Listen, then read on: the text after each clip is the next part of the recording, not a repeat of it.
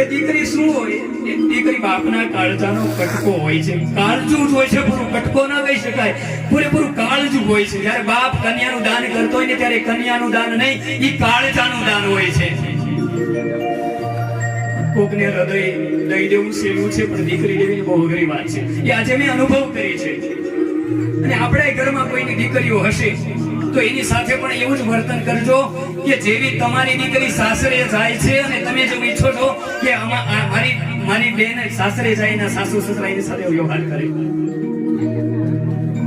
અત્યારના આ સમયની અંદર આપણે જોઈએ છીએ કે લગ્નને વર્ષ, 2 વર્ષ, 3 વર્ષ થઈ જાય એટલે તરત છૂટાછેડા અને પરિવારની અંદર અણબનાવ બનવા મળ્યા છે.